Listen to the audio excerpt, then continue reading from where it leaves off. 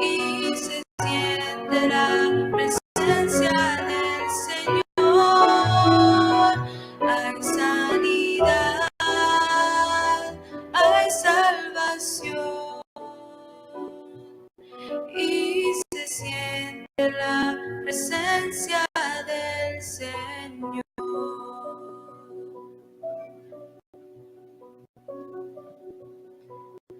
Cuando el pueblo de Dios ora.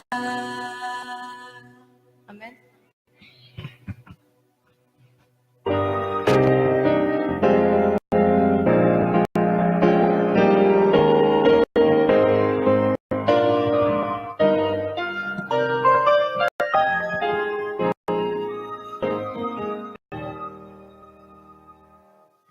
En mi vivir voy a decir que Cristo murió.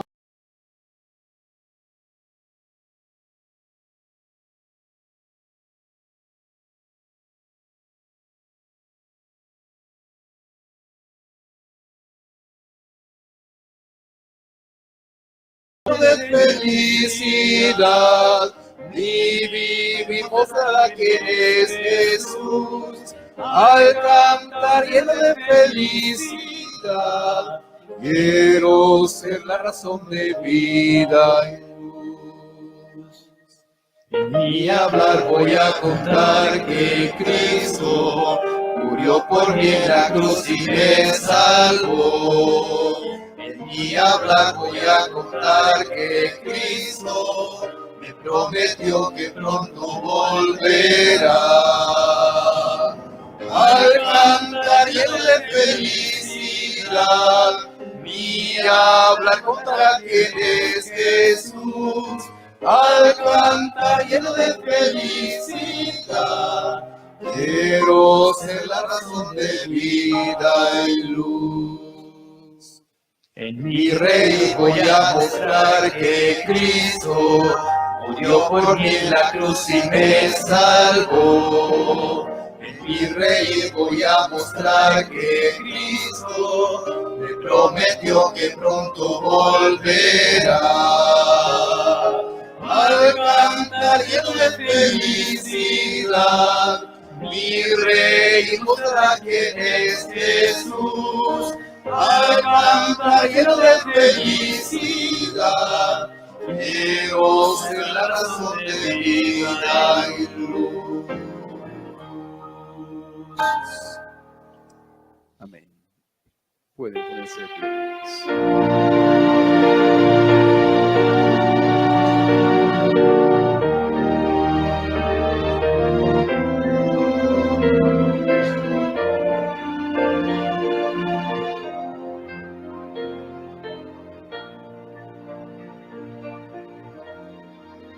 Tu presencia,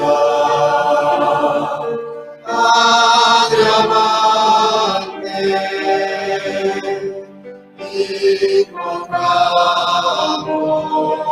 invocamos reverentes nuestro ser y amor, ofrendamos, Señor, y la gloria de tu verdad. Hoy descienda a este lugar.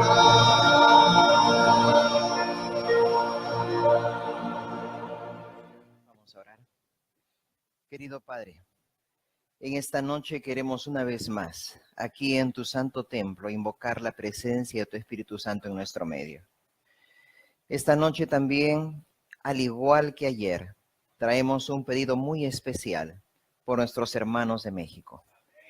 Hoy las noticias durante el día han sido realmente desconsoladoras por las abundantes pérdidas, no solamente materiales, sino humanas. Y te pedimos que tú puedas estar con nuestros hermanos allí que están sufriendo. Esta noche también quisiera pedirte por nuestra hermana Rosa Baré. Ella tiene un mal que para los médicos es difícil de poder recuperarla, pero para ti no hay nada imposible, y si es tu voluntad, te pedimos que tú puedas colocar tu mano poderosa sobre ella. Y finalmente, Padre, al abrir tu palabra hoy, queremos escuchar tu voz a nuestro corazón. En el nombre de Jesús. Amén.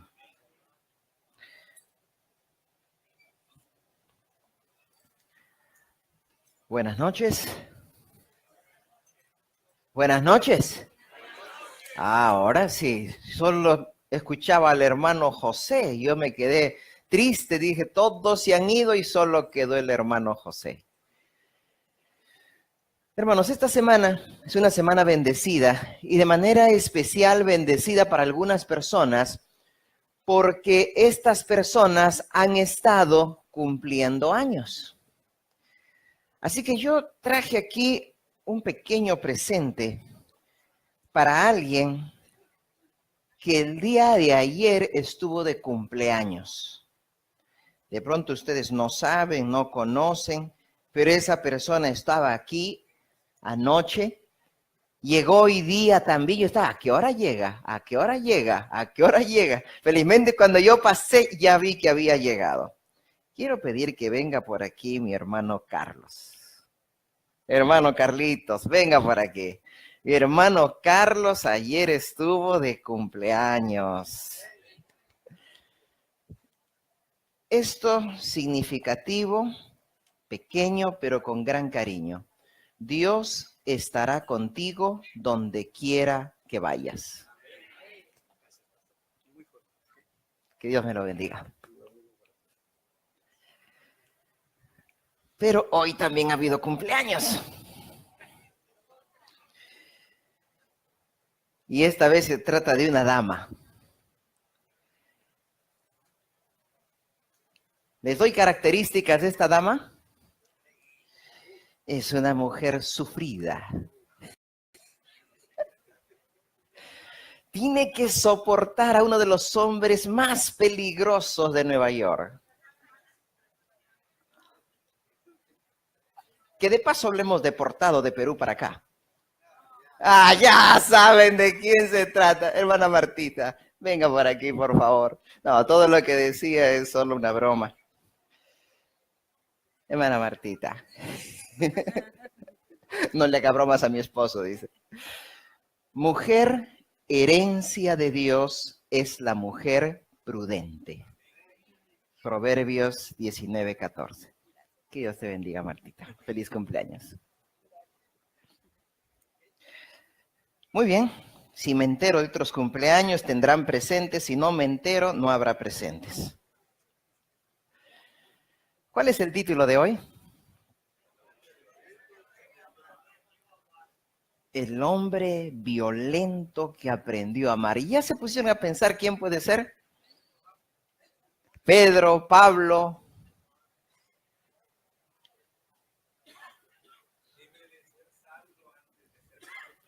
Debe de ser Saulo antes de ser Pablo. ¿Leonardo? No, Leonardo no es Leonardo. ¿Santos? No, tampoco, no es Santos. Nada. Vamos al libro de Marcos. A ver si consiguen allí ubicar a este personaje. Libro de Marcos. El capítulo 1.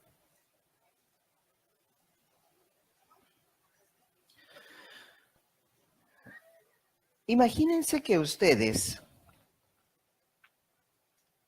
tuvieran una responsabilidad que hoy les ha dado el presidente de esta nación. Imagínense que se acerca a mi hermano Eric y la secretaria de Estado le dice, ¿sabe qué, señor Eric? Usted ha sido encargado de poder ver los negocios de todo el estado de Nueva York. Como sabemos que usted no es de aquí, usted es de Guatemala, sin embargo el presidente confía en usted queremos que usted reúna a un equipo de hombres y mujeres que puedan ayudarlo a cumplir con esa responsabilidad de liderar todo el estado de Nueva York. Y mi hermano Eric recibe esa responsabilidad y sale a la calle y ve allí, hay un barredor de la calle y le dice, ven, quiero que seas de mi equipo. Ve por allí a otro que está drogándose en la esquina y le dice, tú también quiero que seas de mi equipo. ¿Qué pensarían ustedes? ¿Está bien de la cabeza o está mal? Si te están dando la responsabilidad de que conformes al mejor equipo, tú tendrías que más bien pensar en personajes profesionales, personas que tengan mucha inteligencia y conocimiento político. De repente mi hermano se iría a buscar en los barrios donde hay personas que tienen mucha ascendencia aquí en Nueva York y que conocen todo. Pero ustedes jamás se imaginarían que mi hermano Eric va a ir al mercado a buscar los hombres para conformar ese equipo para dirigir todo Nueva York. Pues déjenme decirles que en la Biblia nosotros encontramos el ejemplo de alguien que buscó a las personas menos imaginadas para conformar un equipo. Ese personaje es Jesús. Había su ministerio, ¿por cuánto tiempo? 3 años, nada más. No se iba a quedar 10 años ni toda una vida, solo 3 años. Lo que él hiciera iba a repercutir los siguientes cientos y miles de años. Es decir, él tenía la función de formar la iglesia cristiana. Por lo tanto, tenía que escoger a personas que podrían en lo sucesivo mantener la iglesia cristiana en el paso de los años. Todos diríamos, pues entonces tendrá que ir a la sinagoga para escoger de repente a Gamaliel, de repente a Nicodemo, de repente a Jairo o algún renombrado hombre de experiencia, de conocimiento de la doctrina para que lo ayude. ¿Pero qué hizo Jesús? ¿A dónde se fue a conseguir esos hombres que sostendrían la iglesia cristiana en los próximos milenios? ¿A dónde fue? Marcos capítulo 1, versículo 16, desde el 14. Marcos capítulo 1, versículos 14 en adelante. Después que Juan fue encarcelado, Jesús vino a Galilea predicando el evangelio del reino de Dios y diciendo, el tiempo se ha cumplido y el reino de Dios se ha acercado. Arrepentíos y creed en el evangelio. Andando junto al mar de Galilea, vio a Simón y a Andrés su hermano que echaban la red en el mar, porque eran pescadores. Y les dijo Jesús, venid en pos de mí y haré que seáis pescadores de hombres. Y dejando luego sus redes, le siguieron. Pasando de allí un poco más adelante, vio a Jacobo, hijo de Zebedeo, y a Juan su hermano, también ellos en la barca que remendaban las redes. Y luego los llamó, y dejando a su padre Zebedeo en la barca con los jornaleros, le siguieron. ¿A dónde se fue Jesús a buscar a esos personajes que lo iban a ayudar a constituir la iglesia cristiana? ¿A dónde? A la orilla del mar. Y a buscarlo entre los pescadores, que en ese tiempo era la gente de clase muy baja. Eran personas que no tenían instrucción, que nunca habían ido al colegio, que no sabían ni leer ni escribir. Eran personas iletradas, rudas. Yo no sé cuántos de ustedes conocen la vida de un pescador.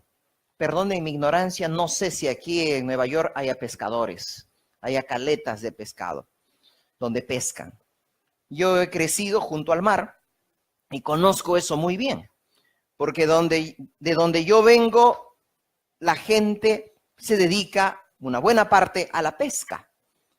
Y quienes pescan no son personas educadas, cultas, son personas groseras, rudas, toscas. ¿Y saben por qué? Porque el mar es fiero. Enfrentarte al mar no es enfrentarte a las calles de Nueva York. Enfrentarte al mar es enfrentarte a algo que es mucho más poderoso que tú, y cuando tú estás en el mar te sientes que eres nada. Y esos hombres están acostumbrados a pelear con el mar, a luchar con el mar y a extraer los pescados para llevarlos a vender y luego ser el sustento de su familia. Así que son personas fuertes, pero al mismo tiempo son vulgares. Y allí fue donde Jesús se dirigió para conseguir sus discípulos. Por lo tanto, había mucho trabajo que hacer. Continuamos en el libro de Marcos. ¿Ya identificaron de quién vamos a hablar o todavía? Pedro dice, muy bien, vamos a continuar. A ver si se trata de Pedro. Marcos capítulo 3, versículos 13 en adelante. Después subió al monte y llamó así a los que él quiso y vinieron a él. Es decir, Jesús hizo primero un llamado general a varias personas, pero llegó el momento en el cual él escogió a quienes él quiso para que puedan, ¿qué? Ser sus discípulos. Por eso dice, subió al monte y llamó así a los que él quiso y vinieron a él. Y estableció a 12 para que estuviesen con él y para enviarlos a predicar. Es decir, era ese equipo selecto, era ese equipo especial, era ese equipo de élite que iban a ir a predicar.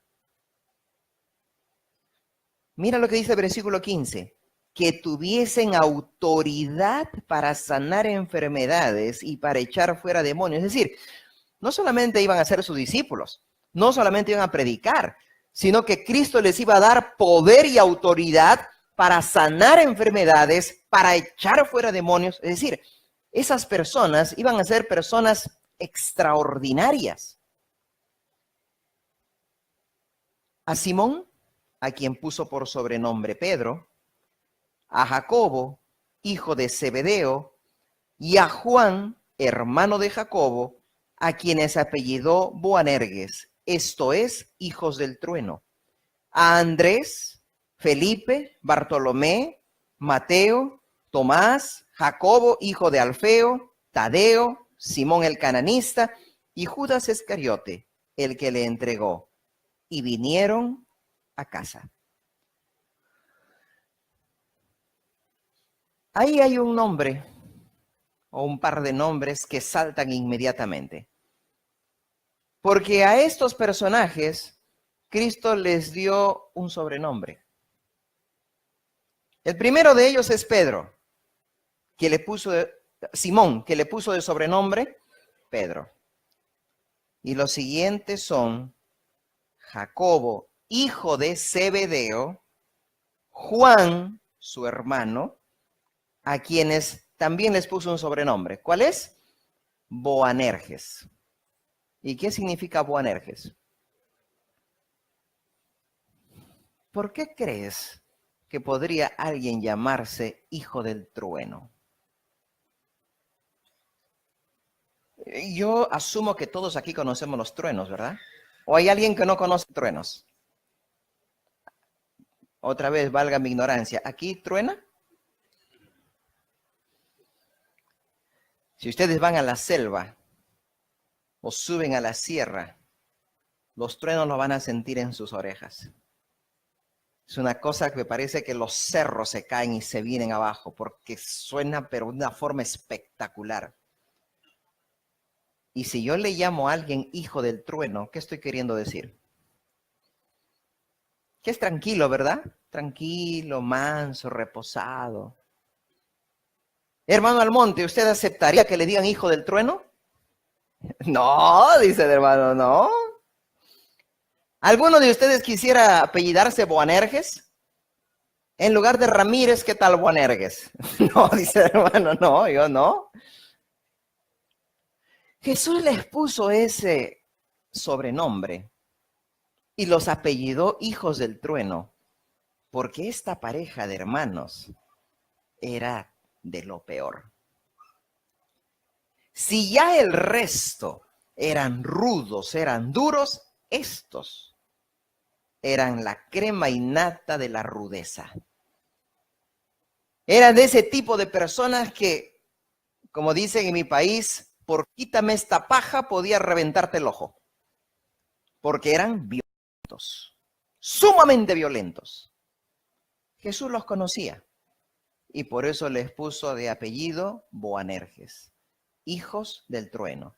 Ah, pastor, usted está exagerando, pobrecito los apóstoles, pobrecito Jacobo, pobrecito Juan. ¿Cómo les va a decir que eran violentos? ¿Quieren evidencias en la Biblia? Vamos a buscar algunas evidencias aquí. Mismo libro de Marcos, capítulo 9, versículo 38.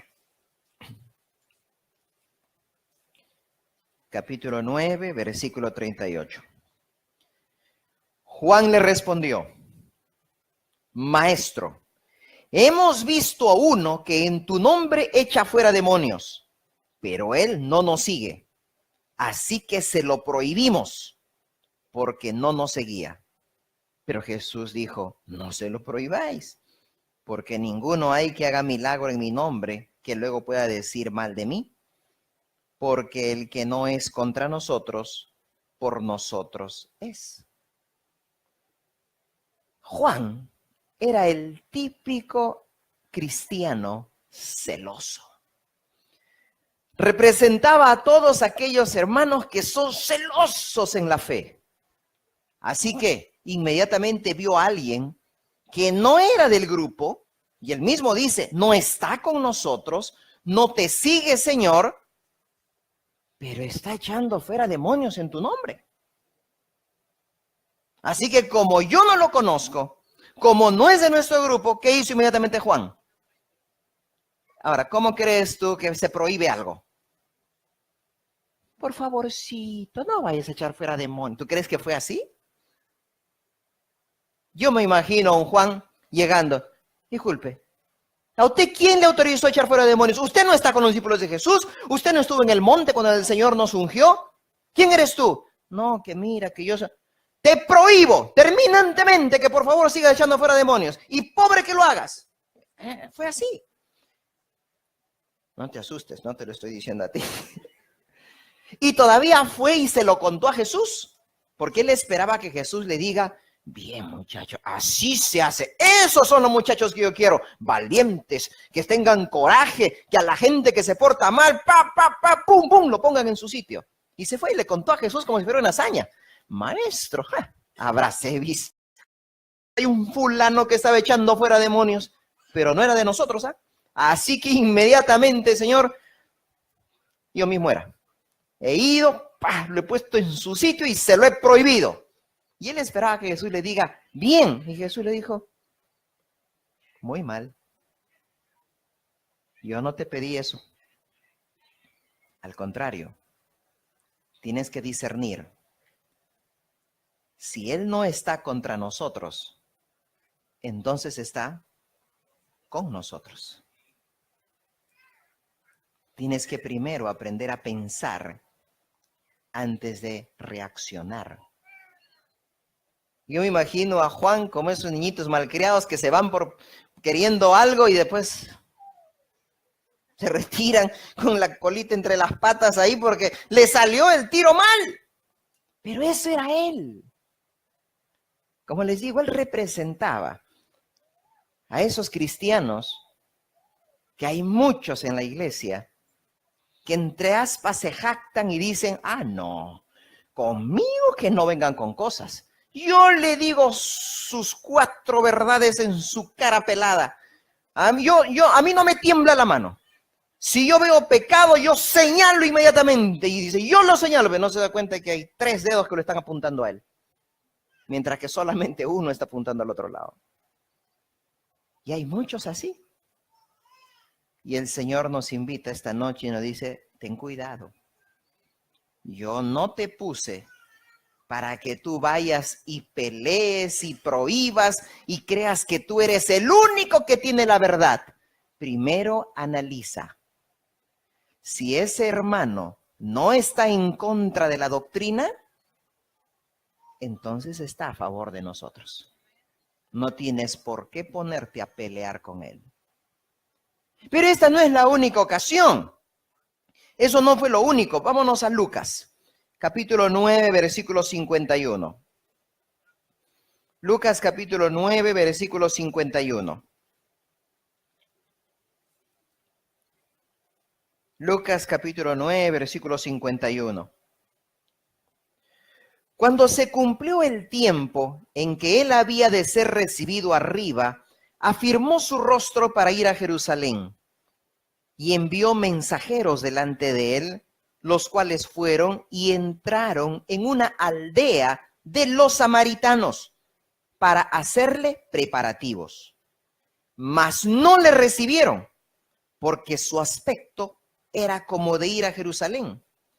Viendo esto, sus discípulos Jacobo y Juan dijeron: Señor, ¿quieres que mandemos que descienda fuego del cielo como hizo Elías y los consuma?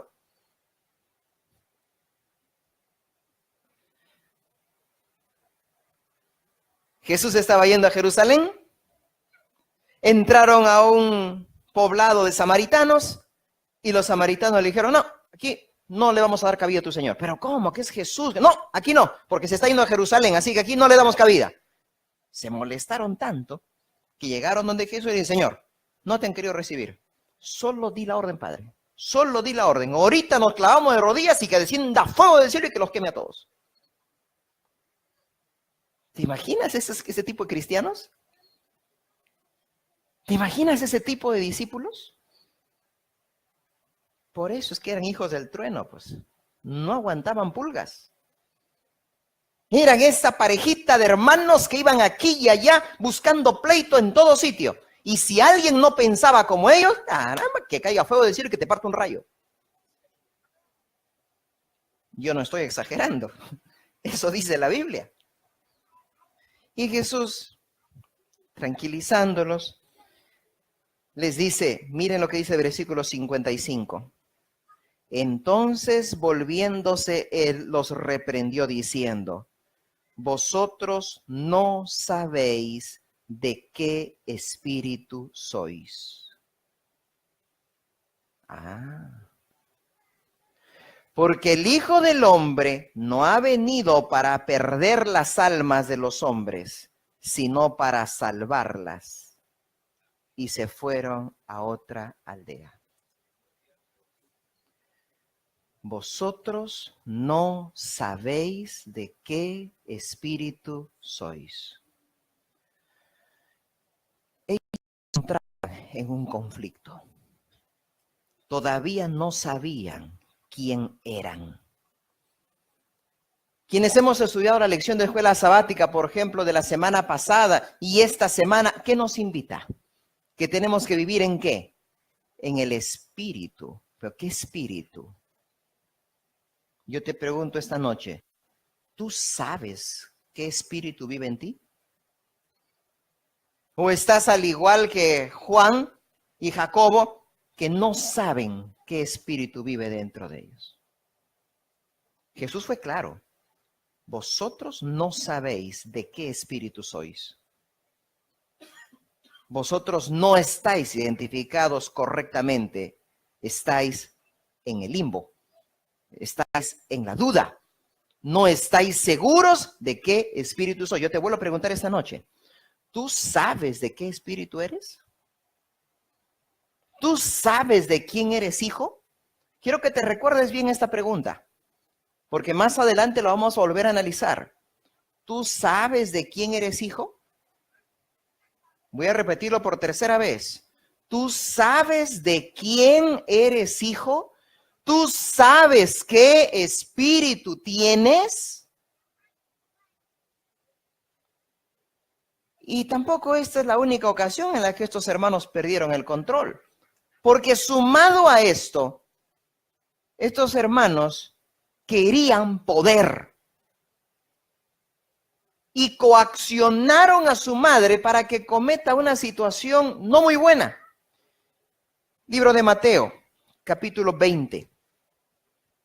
versículos 20 al 24. Mateo capítulo 20, versículos 20 al 24.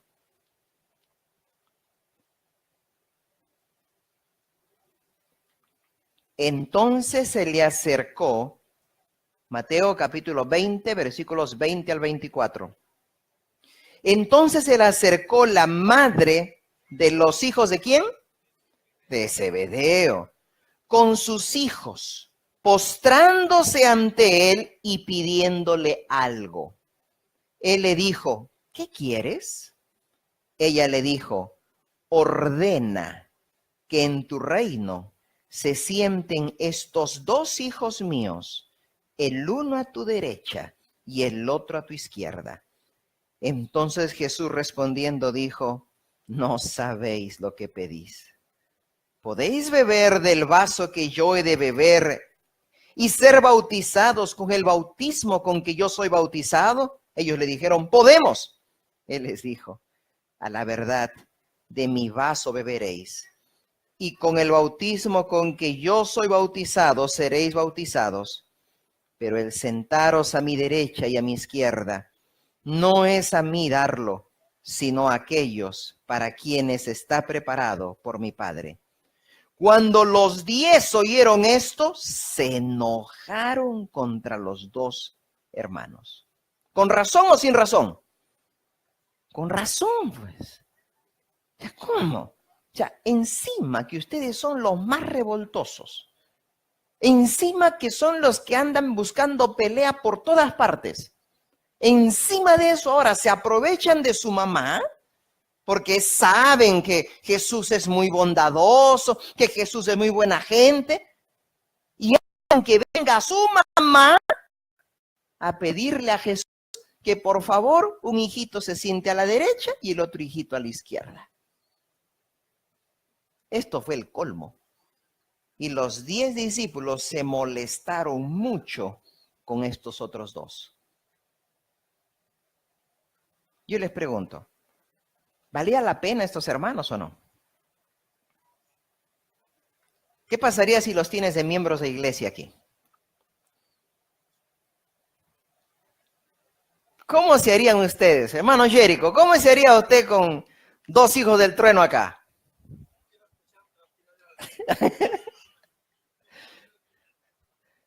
Hermano Batres, ¿qué pasaría si usted tuviera acá dos hijos del trueno? Felizmente no, pero ¿qué pasa si vienen? Y vienen del Salvador todavía. Los mandamos de regreso. Hermanos, yo te prometo que esta iglesia no aguantaría a estos dos hijos del trueno. Hace rato que los hubieran votado. Porque eran terribles. Eran terribles. Buscapleito como ellos, no más. Y encima tuvieron el atrevimiento de venir a solicitarle a Jesús que en su reino en el cielo uno se siente a la derecha y el otro a la izquierda. ¿Eso qué te dice de ellos? Que encima que eran violentos, buscapleito, eran orgullosos y tenían un ego hasta por encima. Y miraban a los demás con desprecio. Ellos eran los hijitos de papá y de mamá. Y querían estar por encima de todos, sentados uno a la derecha y el otro a la izquierda. Afortunadamente, hermanos, el lugar donde Jesús estaba, como también esta iglesia, es un hospital. Pastor, ¿cómo que un hospital? Así es. No, pastor, esta no es un hospital, esta es la iglesia de Jamaica. Sí, es un hospital. Pastor, ¿en qué se basa usted para decir que es un hospital? Si usted no nos conoce a todos. Conocerá a algunos por ahí, pero el resto somos santos, inmaculados, varones de Dios y mujeres de Dios. Perfectos. ¿Saben? El Señor dijo que no venía por los sanos. Él venía por los enfermos.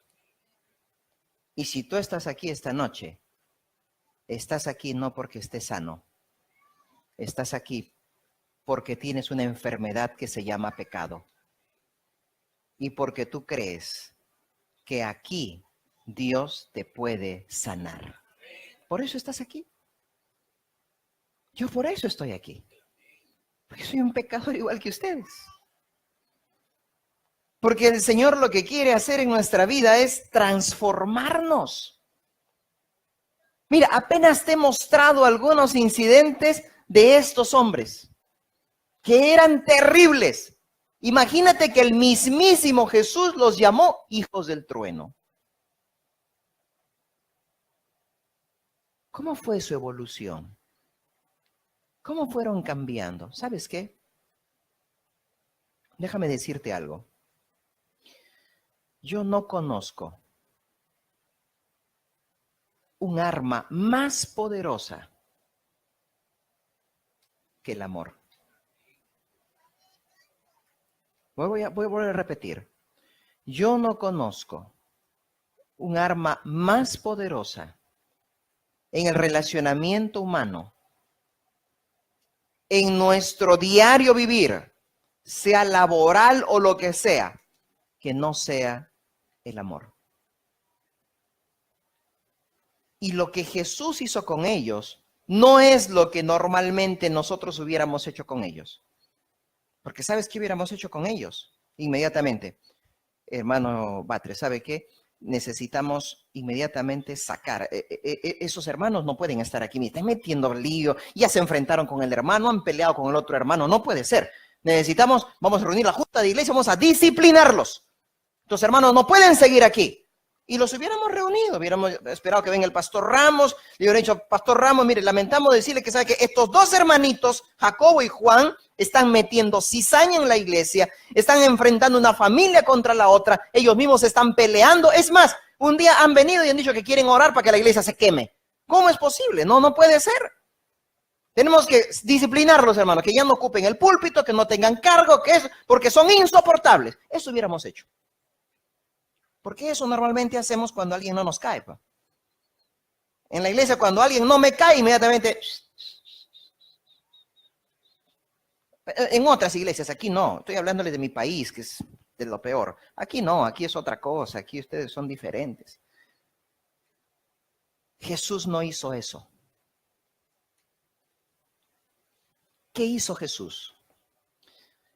Juan capítulo 13. Juan capítulo 13, versículo 23.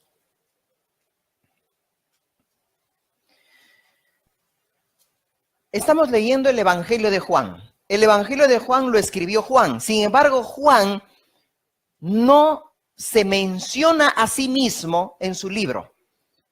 Él se menciona de una manera muy interesante. Miren lo que dice allí. Y uno de sus discípulos, al cual Jesús amaba, estaba recostado al lado de Jesús. ¿Quién está escribiendo? Juan. Pero Juan no dice, yo soy. No. Juan dice, y un discípulo. Y como todos sabían que era él, dice, a quien Jesús amaba. Estaba recostado al lado de él. Ese versículo que estoy leyendo tiene lugar en la cena. Aquel jueves de noche, víspera del sufrimiento de Jesús, cuando estaban participando del rito de humildad y cena del Señor. Y Jesús acababa de lavarle los pies a todos ellos. Y Juan estaba recostado en el pecho de Jesús. ¿Y por qué? Porque él era el discípulo a quien Jesús amaba. ¿Cuál fue el arma que utilizó Jesús para convertir a este hombre violento en otra persona? El amor. Tú lees todos los evangelios y Jesús tenía los 12 discípulos, pero de entre los 12 él eligió a 3 que siempre estuvieron con él. 3 que estuvieron con él en el Getsemaní, 3 que estuvieron con él en la transfiguración, 3 que siempre estaban con él a cada instante. Pedro, Santiago o Jacobo y Juan. Pedro ya lo conocemos. Los otros dos, ¿quiénes eran? Yo me imagino la cara de los discípulos cuando Jesús tenía alguna actividad y todos sabían quiénes eran Jacobo y Juan, y sin embargo Jesús decía, muy bien, vamos a ir para tal sitio a predicar y me van a acompañar, 3 de ustedes, y todos. Juan, Jacobo y Pedro, me acompañan por favor. Bueno, en otra oportunidad, los mismos que me acompañaron la vez pasada, vienen conmigo por favor. ¿Qué? ¿Cómo es posible? O sea, estos son los peores y Jesús los lleva. Quiero darte un secreto. Si de tus hijos, tú tienes un hijo o hija que es el más rebelde, que es el más testarudo, que es el que más te contradice, ¿sabes qué? A ese hijo no lo vas a doblegar con la fuerza, lo vas a doblegar con el amor. Quiérelo más, ámalo más. No, pastor, no. Hazlo. Jesús hizo eso. De los 12, esos 3, porque ustedes mencionaron a Pedro, porque Pedro también era una joya. Pero estos 3 eran de lo peor. Ahí estaba Jacobo, estaba Juan y estaba Pedro. Estos 3 eran terribles. Sin embargo, eran el núcleo de los discípulos. Jesús trabajó con ellos como nunca trabajó con nadie. Les mostraba su amor a tal punto que Juan escribe y dice, el otro discípulo a quien Jesús amaba. Y encima de eso, Juan era el más joven de todos. El más jovencito. Por ende, el más bravo. Vamos a leer otros versículos más de Juan, rapidísimo, antes que se vaya la hora. Juan capítulo 18, versículo 15. Juan capítulo 18, versículo 15. Y seguía a Jesús Simón Pedro y otro discípulo, ese otro era Juan. Y este discípulo era conocido del sumo sacerdote y entró con Jesús al patio del sumo sacerdote. Versículo 16, mas Pedro estaba afuera. El año pasado yo les prediqué acerca de Pedro, no sé si ustedes se acuerdan. ¿Se acuerdan o no? Nada, no se acuerdan. El sábado, el año pasado yo les prediqué acerca de Pedro y les contaba justamente de esta escena. Pedro se quedó afuera, pero ¿qué discípulo no tuvo miedo y se metió con Jesús y estuvo con Jesús? Juan.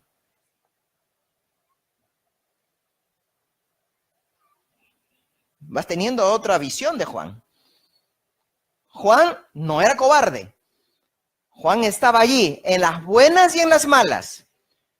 Juan capítulo 19, versículos 25 al 27. Juan capítulo 19, versículos 25 al 27. Estaban junto a la cruz de Jesús su madre y la hermana de su madre, María, mujer de Cleofas, y María Magdalena. Cuando vio Jesús a su madre y al discípulo a quien él amaba que estaba presente, dijo a su madre, mujer, he ahí tu hijo. Después dijo al discípulo, he ahí tu madre. Y desde aquella hora el discípulo la recibió en su casa. Mira, tanta confianza llegó a tener Jesús en este hijo del trueno, que cuando estaba clavado en la cruz, la única conversación que aparece en la Biblia es la que Jesús tiene con él. Y para encargarle lo que Jesús más amaba, su madre. Y ahí colgado en la cruz le dice, mujer, ahí está tu hijo. Juan, ahí está tu madre. ¿Y qué dice el texto? Desde aquel momento, Juan la recibió.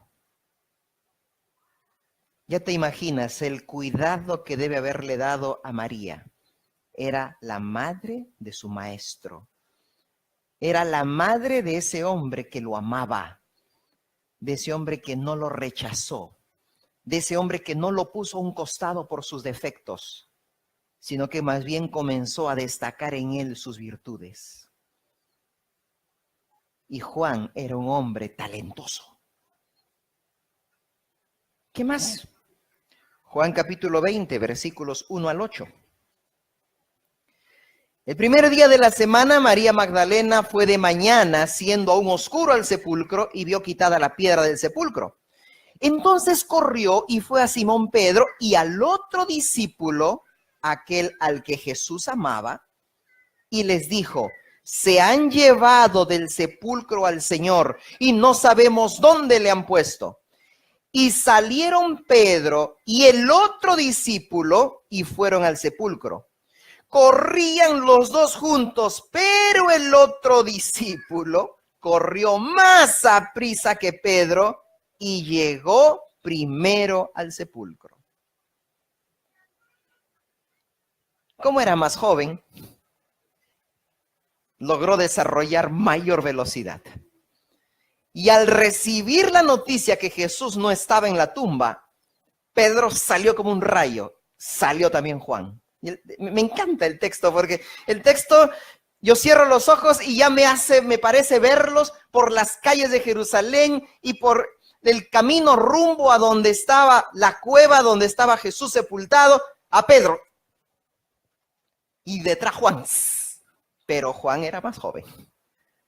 Así que lo logró pasar a Pedro y el pobre Pedro con sus años venía detrás, pero Juan ahí y llegó primero. ¿A quién se lo habían llevado supuestamente? Era su maestro. Así que él tenía que estar ahí inmediatamente, lo más rápido posible. Juan capítulo 21, versículo 7. Entonces aquel discípulo a quien Jesús amaba, dijo a Pedro, es el Señor. Simón Pedro, cuando oyó que era el Señor, se ciñó la ropa porque se había despojado de ella y se echó al mar. ¿Qué había pasado? Jesús ya había resucitado, pero ellos no lo habían visto. Se habían ido a pescar y de pronto vieron a alguien que estaba en la orilla. ¿Quién lo reconoció? Juan. Y Juan le dice, ese es el Señor. Todos lo habían visto, pero el único que lo reconoció, ¿quién fue? Juan. Porque Juan era el discípulo, no que amaba a Jesús, era el discípulo a quien Jesús amaba. ¿No dices amén? ¿No te gustaría ser tú el discípulo a quien Jesús ama? ¿Te das cuenta cómo se va obrando a través del amor la transformación de Juan? Y Juan en su evangelio lo reconoce. No hemos leído uno, sino varios textos donde Juan recalca y dice, el discípulo a quien Jesús amaba, ese soy yo. No que yo haya amado a Jesús, no, Él me amó a mí. Él me amaba a mí.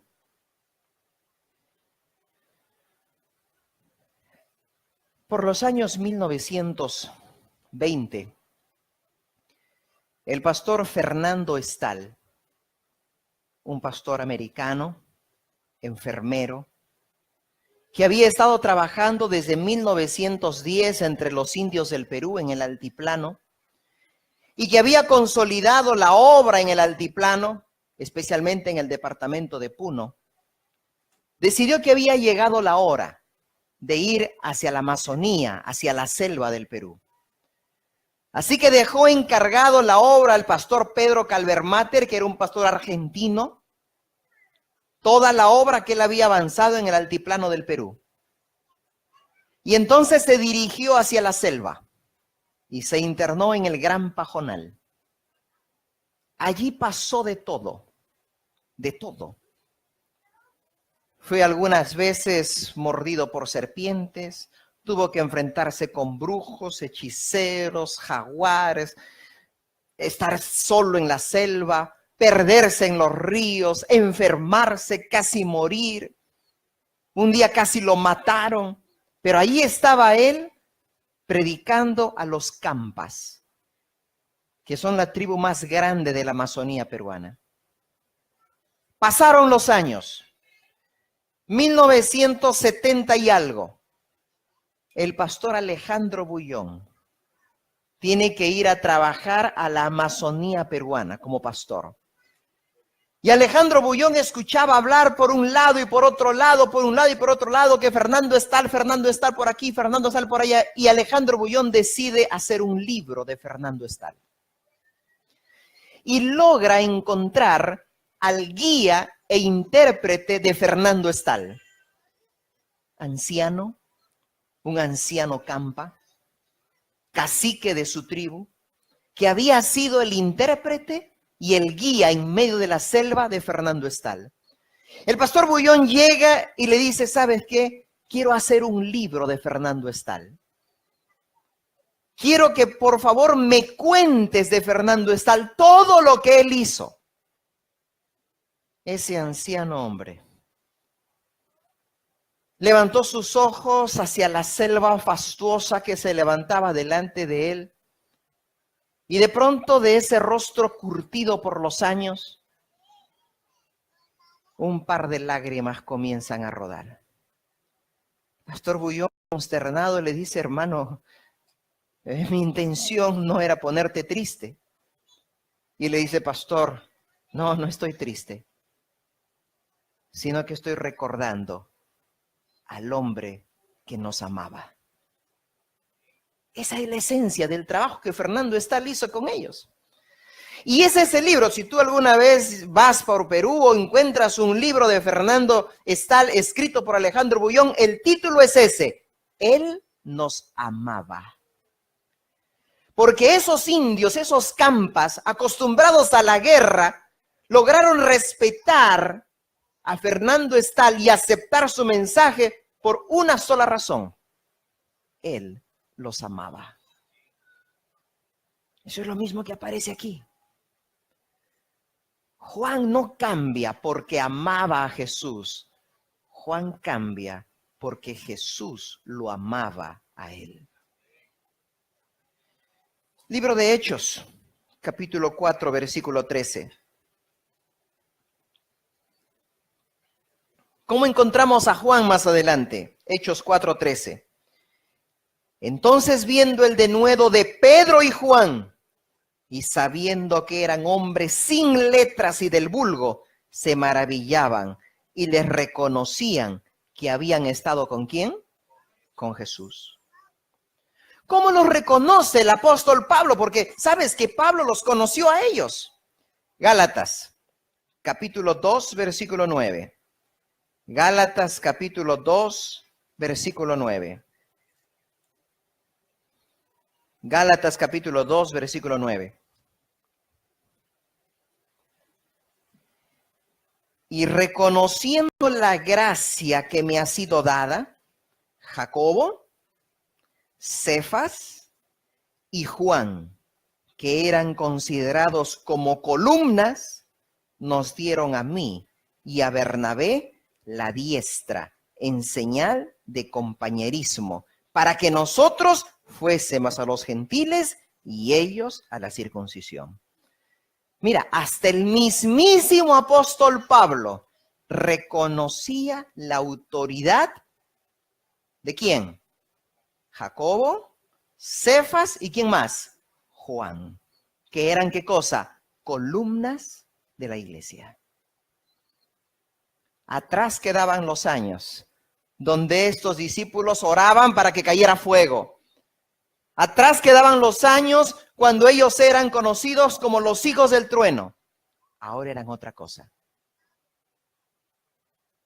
Al andar del tiempo, este Juan escribe su libro. Una de las últimas epístolas que escribe. Y tenemos 3 epístolas de él, pero quiero que vayamos a la primera de ellos. Primera de Juan, capítulo 4. Y habla justamente de lo que lo cambió a él. Primera de Juan, capítulo 4, versículo 7. Escucha bien lo que dice aquí. Amados, amémonos unos a otros, porque el amor es de Dios. Todo aquel que ama es nacido de Dios y conoce a Dios. El que no ama no ha conocido a Dios, porque Dios es amor. Versículo 20.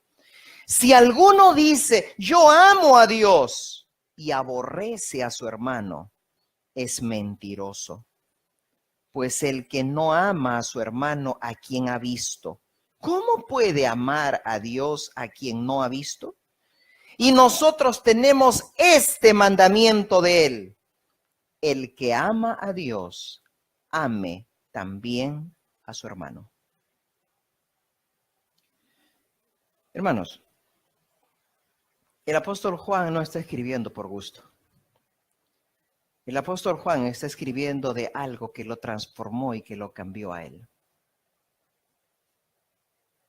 Si tú crees que las cosas en tu familia y en tu hogar se van a solucionar por la fuerza, te equivocas.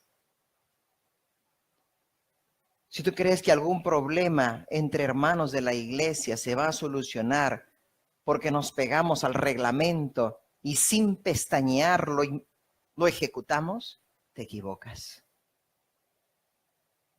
La fuerza más grande del universo se llama amor.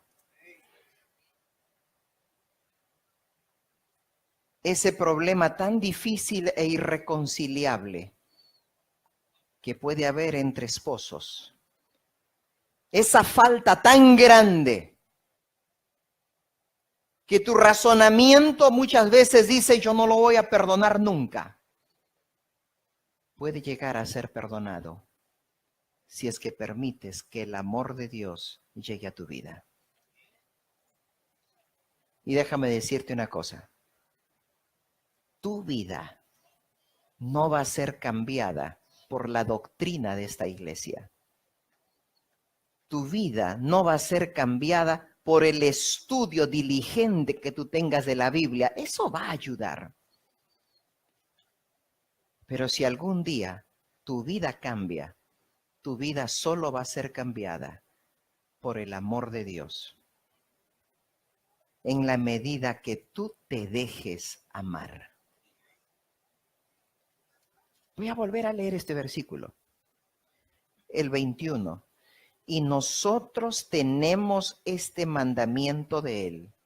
El que ama a Dios, ame también a su hermano.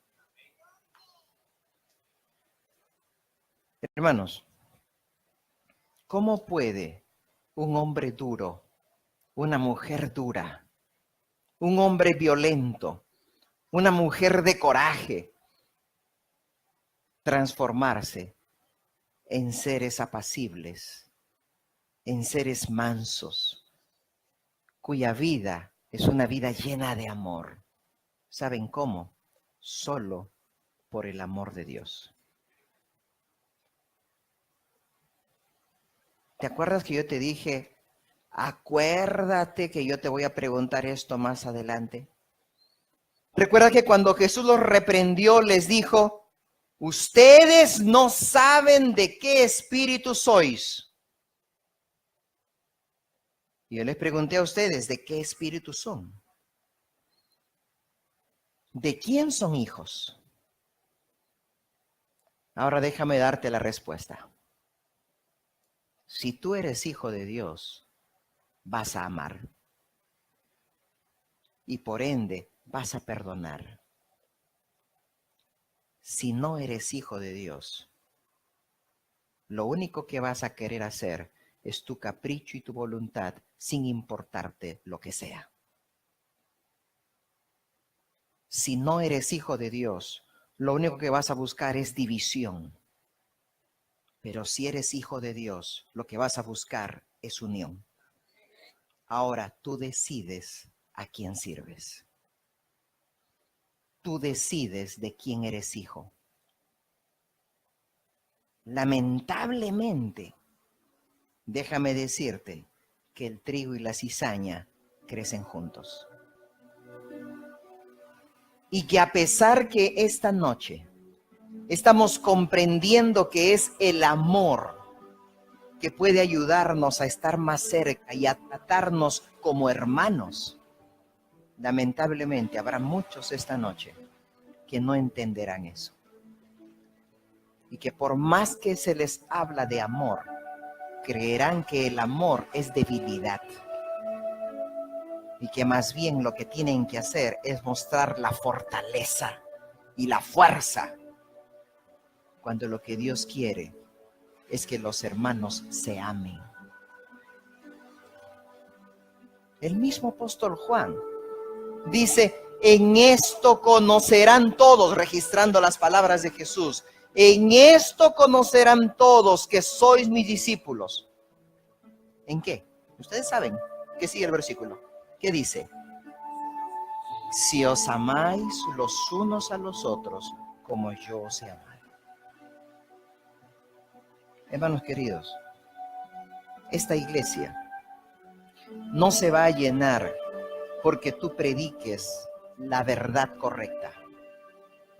Esta iglesia no se va a llenar porque tú cumplas todos los requisitos de la... Esta iglesia se va a llenar y va a sentir el derramamiento del Espíritu Santo cuando esta iglesia comience a amarse unos a otros. Cuando son de esta iglesia se sientan. Cuando donde mí solo vean sonrisas y amor sin hipocresía, entonces esta iglesia se llenará. Entonces esta iglesia va a estar cumpliendo su misión.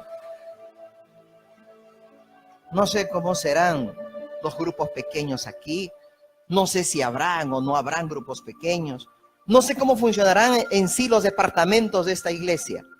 Pero si cada uno de los grupos pequeños y cada uno de los departamentos de esta iglesia funcionan teniendo como base el amor, créeme que tendrán que hacer más de 2 o 3 turnos en esta iglesia, porque las personas querrán estar aquí, porque es una iglesia donde viven personas que una vez fueron violentas, que una vez fingieron ser apóstoles rectos, que incluso querían orar para que caiga fuego, pero que ahora son llevados por el amor y porque sienten el amor de Dios. Como dice el apóstol Pablo, cuando alguno cae, en lugar de pisarlo y estrujarlo allí, no. Cuando alguno cae, ¿qué tienen que hacer los hermanos más espirituales? ¿Qué dice? Levántalo, confórtalo, ayúdalo. Pero ¿qué hacemos nosotros cuando alguien cae? Cuando alguien comete un error. ¡Pah! Lejos. No te juntes con él. Es un adúltero, es una adúltera, es un borracho, es un sinvergüenza. Cuando lo que esa persona necesita es amor. ¿Qué haces cuando tu hijo comete un error? Ya no me llames papá. Yo no soy tu papá. Vete de esta casa. Coge tus cosas y lárgate. Cuando lo que ese hijo necesita es amor.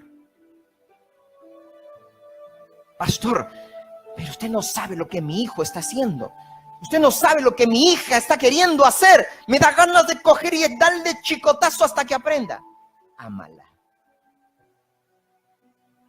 Y si se equivoca, sigue amándola. Pastor, no, yo no te pido eso. Dios te lo pide. Que sigas amando. Pastor, pero son mis enemigos. ora por ellos. Pastor, pero ya me golpearon. Da la otra mejilla y recibe otro golpe. No, pastor. Eso dice la Biblia. Porque eso hacen los hijos de Dios. Esta noche yo quiero orar por los hijos de Dios. Puedo ver a los hijos de Dios puestos de pie y que dicen: yo quiero ser transformado por el amor de Dios. Yo quiero que Dios transforme mi vida, que me haga diferente. Quiero ser un mejor cristiano, un mejor hijo de Dios, no por miedo, sino porque Jesús me ama y porque puedo sentir su bendición a cada instante. Porque a pesar que hago cosas malas, Él me sigue bendiciendo. Yo soy ese discípulo a quien Jesús ama. Vamos a orar. Querido Dios y Padre que estás en los cielos, Señor, tú nos has dejado en tu palabra la historia de los hijos del trueno. Un par de hermanos a quien Cristo eligió para que sean sus más allegados discípulos. A lo largo de su vida mostraron una y otra vez su renuencia, su violencia, sus arranques de cólera y de ira cuando las cosas no salían como ellos querían. Es más, su egoísmo al querer sentarse uno a un lado y el otro al otro lado en tu reino. Mas, Señor, cuando seguimos leyendo, encontramos cómo tú los transformaste y cómo se convirtió Juan en el discípulo del amor. Ahora nos habla a nosotros y nos dice: hijitos míos, estas cosas os escribo para que no pequéis. Pero aún si hubieres pecado, abogado tenemos. Es este mismo discípulo que nos escribe y nos dice: ¿saben? Hay un único mandamiento de Dios. Que si tú amas a Dios, tienes que amar a tu prójimo. Padre Santo, mi prójimo, es decir, mi próximo, es mi esposa, es mi esposo, son mis hijos, es mi hermano, es mi hermana. Y es a veces allí, en ese núcleo familiar, donde más cosas feas nos decimos, donde más desacuerdo existe. Padre Santo, esta noche queremos pedirte que nos llenes de tu amor, en primer lugar en nuestros hogares. Señor, transforma la vida de cada uno de los esposos aquí presentes. Esposos que creen quizás que el familia es porque somos duros, porque somos inflexibles. No es así. Es porque mostramos amor. Bendice a esas madres, tratando de orientar a sus hijos, a sus hijas, y que a veces les falta la paciencia y que quieren reventar y explotar. Ayúdeles a entender que así no lograrán nada. Solo lo lograrán amando, abrazando. Quiero pedirte por mis hermanos de la iglesia, que quizás muchos de ellos ya se enemistaron. Algunos de ellos de repente ya se dijeron cosas feas y están molestos. Y están aquí quizás cantando, alabando tu nombre, pero sienten en su corazón cólera contra su hermano, contra otro hermano, por cosas que sucedieron, baladíes, Padre, porque nada con importancia. Padre Santo, que tu Santo Espíritu también toque su vida, los llene de tu amor, para que comprendan que mientras sigan odiando, se hacen más hijos del diablo que tuyos. Por lo tanto, que su oración sea: Señor, arranca este rencor que tengo, porque no quiero ser hijo del diablo, quiero ser hijo tuyo. Que respondamos a la pregunta que Jesús le hizo a estos discípulos: vosotros no sabéis de qué espíritu sois. Que nosotros podamos decir: sí, Señor, sí sabemos de qué espíritu somos. somos del Espíritu Santo, no del espíritu del mal. Y Padre querido, aquí también tenemos a los que están viniendo cada una de estas noches para escuchar tu palabra. Permite, Padre Santo, que sientan el amor de tu perdón. Muchos de ellos quizás han llegado aquí porque tienen cosas con las que están batallando en su vida, que puedan sentir tu amor y tu gracia permanente, que toque su corazón para que un día no muy lejano y quizás esta misma semana decidan entregar su vida a ti. En el poderoso nombre de Jesús te pedimos todo esto. Amén. Que Dios los bendiga, queridos hermanos.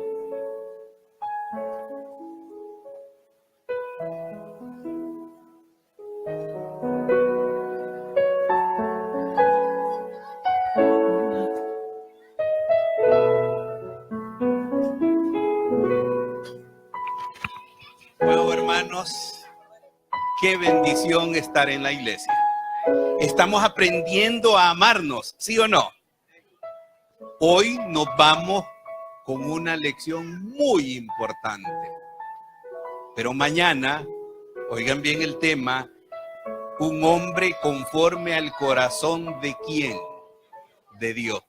¿Creen que podemos ser nosotros también como ese personaje que mañana se va a tratar?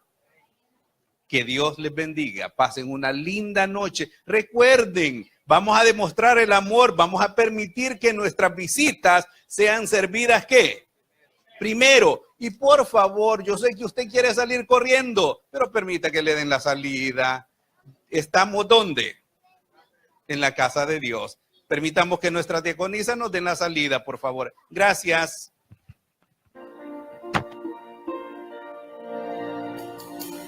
Nuestro hogar hoy se